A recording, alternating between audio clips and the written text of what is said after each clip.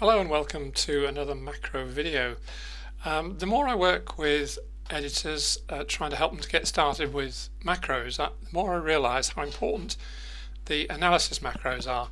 And today we're looking at how to create style sheets and what macros can help you. So I've used the kind of subtitle Analyze and Conquer because there's a lot you can do. Okay, so we're talking about building a style sheet, and obviously we're going to need a client brief, well hopefully, where they tell us what sort of conventions they want us to use in the document. Otherwise we can go with the author where there isn't anything specific that the client tells us. And so the question then is, what are the author conventions? What has the author done?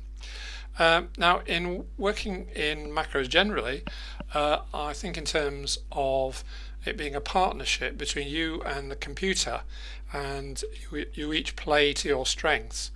So what's the computer's forte?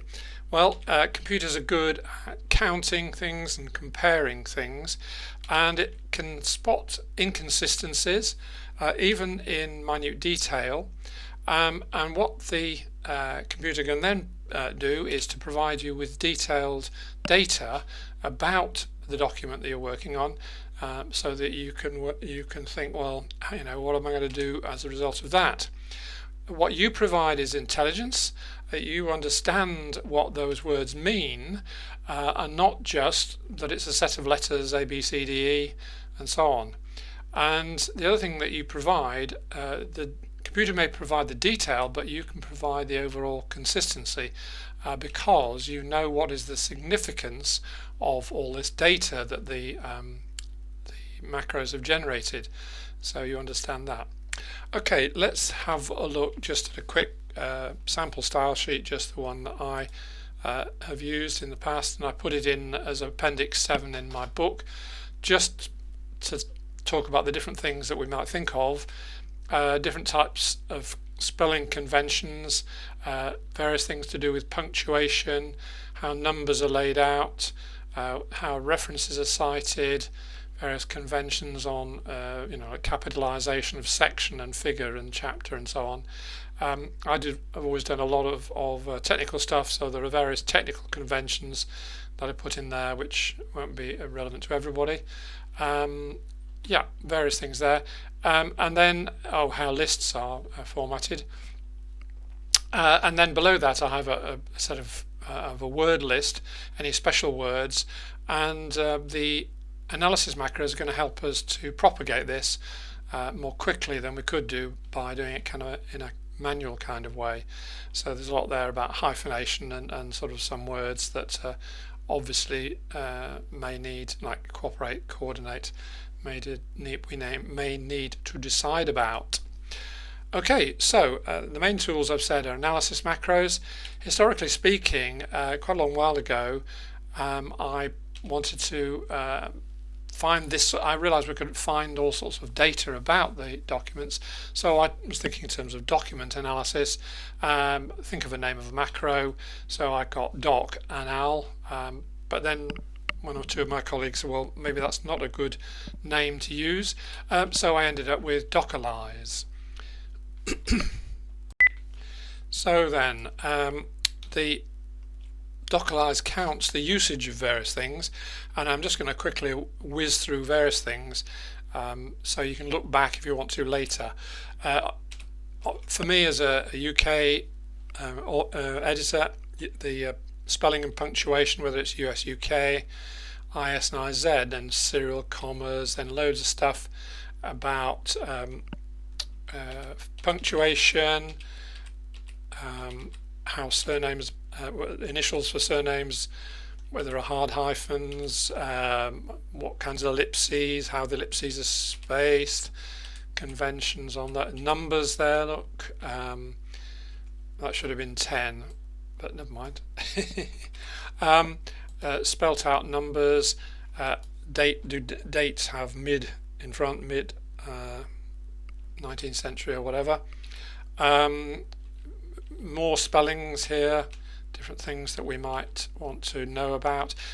With all these things, if these different bits, these different words, these different spellings don't occur in your document, then the report you get from Dockerlyze doesn't say 000. It only reports those issues that have numbers of backwards and forwards and a mid and midst or whatever it is.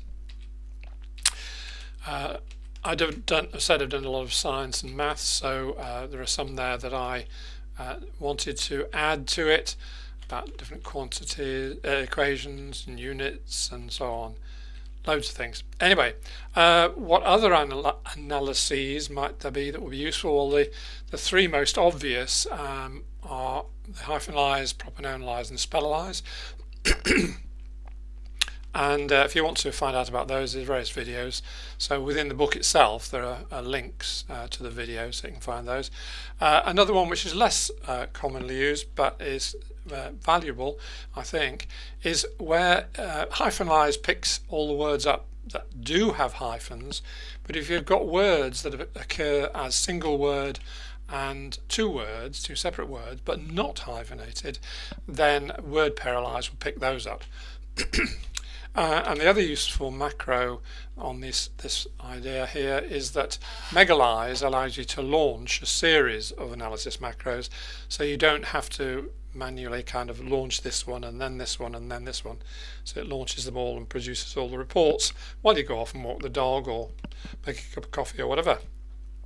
Okay, the other macro which worth mentioning at this point is when you're trying to build up a word list, and so you need a list file that has the name list in its title, and then you can click on a word if you want that in the list and run copy to list, and it pops it over there and then comes back to this file, the file that you're working on, or you can do it so that it goes to the list and the cursor stays in the list.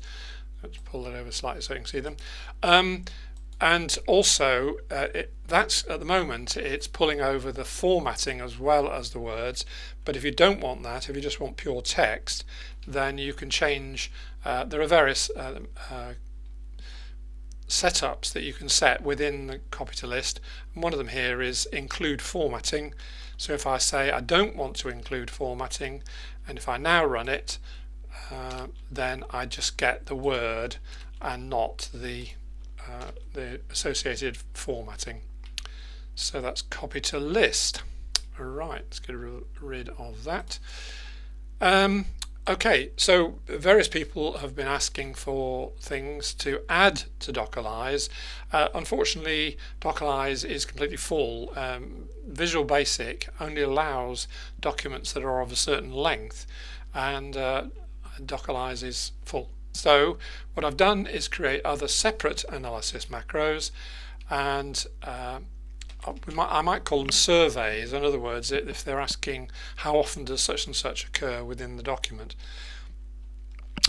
Basically, I'm just going to whiz through a load of them, and I hadn't realised until I set them out like this just how many there are, and so you can just go back over this and have a look. That's for looking at errors of a and an, punctuation of those, like an union is wrong or a hour is wrong.